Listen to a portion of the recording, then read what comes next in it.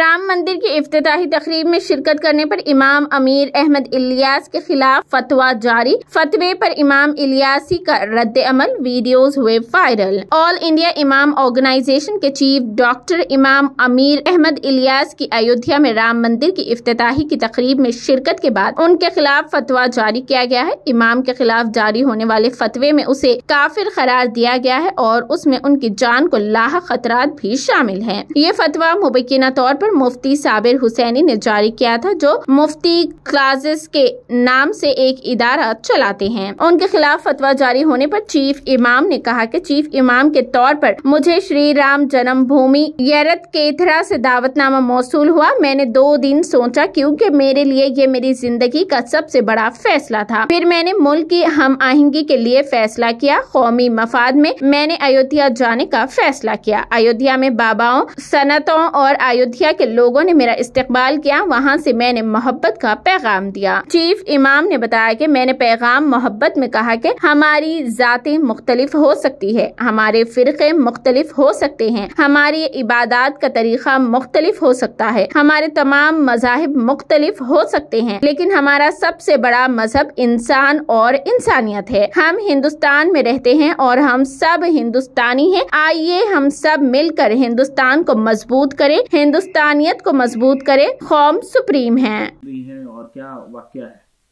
देखिए, मैं राम जन्मभूमि ट्रस्ट के द्वारा मुझे निमंत्रण मिला, ऐसे चीफ इमाम होने के नाते मुझे जाना के लिए। मैं 2 दिन तक इस पर बहुत विचार करता रहा कि मुझे क्या करना चाहिए, क्योंकि मेरे लिए मेरी ज़िंदगी का ये सबसे बड़ा फैसला था।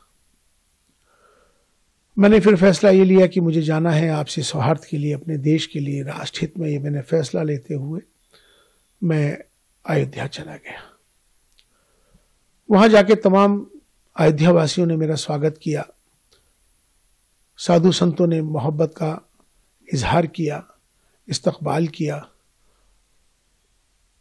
वहाँ से मैंने अपना एक पैगाम, जो कि पैगाम मोहब्बत, मैंने वहाँ से दिया।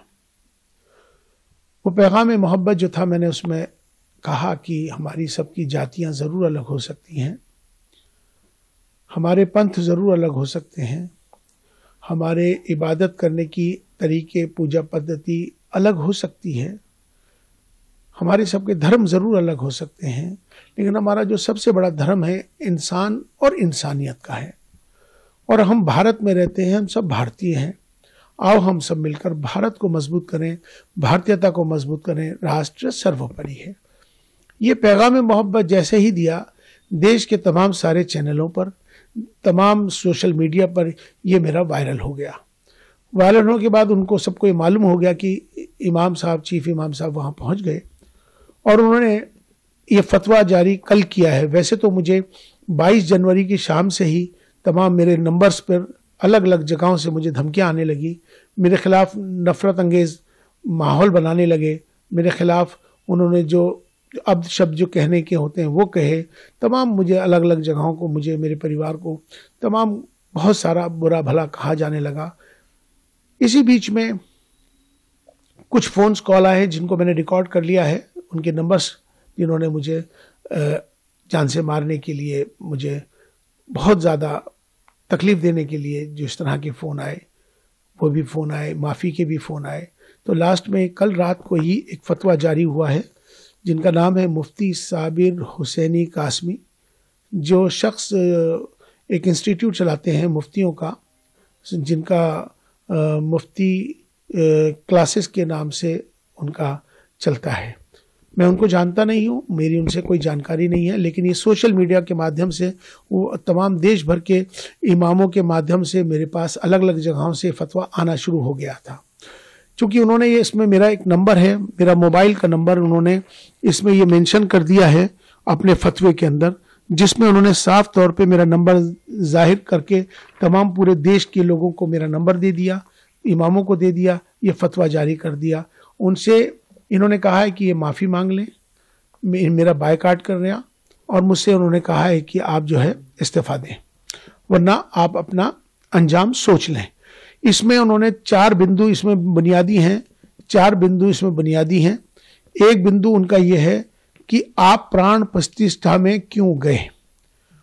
आप चीफ इमाम हैं, आपको जाने का अधिकार ही नहीं है, आप इसलिए आप पर कुफ्र का फतवा जारी होता है। दूसरा बिंदु उन्होंने ये दिया है कि आपने इंसानियत को धर्म से ऊपर कर दिया है, ये आपका गुनाह है, इसलिए आप पर फतवा जारी होता है। तीसरा गुनाह यह है कि आपने धर्म से ऊपर उठकर आपने कहा है कि राष्ट्र सर्वोपरि है, देश को आपने ऊपर बना दिया है, इसलिए आप भी इस फतवे के लिहाज से आप खारिज हो गए। लिहाजा अब आप पर कुफ्र का फतवा जारी कर दिया गया है और तमाम अलग अलग जो उसकी सजाएं हैं इसमें मुकर्रर कर दी गई। लेकिन मैं उनसे ये बात कहना चाहता हूं, पहली बात तो ये इस्लामिक देश नहीं है, ये भारत है, ये सनातन भारत है। इस भारत में हमेशा से सर्वधर्म संभाव की बात है, यहाँ एकता अखंडता की बात है, अनेकता में एकता की बात है। अगर उनको मेरे इस पैगाम मोहब्बत से तकलीफ है, मेरा विरोध कर रहे हैं, तो उनको मुझे लगता है कि अगर मैं राष्ट्र के साथ, देश के साथ अगर प्रेम कर रहा हूं, मेरा ये दोष है कि मैं अपने देश से प्रेम करता हूं, मेरा इसलिए विरोध कर रहे हैं, तो मुझे लगता है कि शायद उनको पाकिस्तान चला जाना चाहिए। अब वो लोग जो मुझसे मोहब्बत करते हैं, जो देश से मोहब्बत करते हैं, वो मेरा समर्थन करेंगे। जो मेरे से नफरत कर रहे हैं मेरे जाने पर, मुझे लगता है कि शायद उनको भी पाकिस्तान जाना चाहिए। यहाँ पर मोहब्बत का पैगाम हमने दिया है, हमने कोई गुनाह नहीं किया है। राष्ट्र मंदिर था, हम वहाँ राष्ट्र मंदिर पे गए थे और हमने अपना जो पैगाम दिया, हम उस पैगाम पर अटल हैं। हम माफ़ी मांगने वाले नहीं हैं और ना ही मैं माफ़ी मांगूंगा, ना ही मैं किस तरह का इस्तीफ़ा दूंगा। और जिस तरह से वो जो चाहें कर लें। अभी उन्होंने एक स्टेटमेंट जारी किया है, उन्होंने कहा है कि हम माफ़ करने वाले नहीं हैं। तो मैं भी बता दूं कि मैं आपसे माफ़ी मांगने वाला ही नहीं हूं, क्योंकि मैंने कोई काम ऐसा नहीं किया जिससे कि कोई किसी को तकलीफ पहुंचे। मेरा मकसद है, अपना देश है, देश हमें देता है सब कुछ, हम भी तो कुछ देना सीखें। ये भाव सबके अंदर आना चाहिए। राष्ट्र सर्वोपरि है।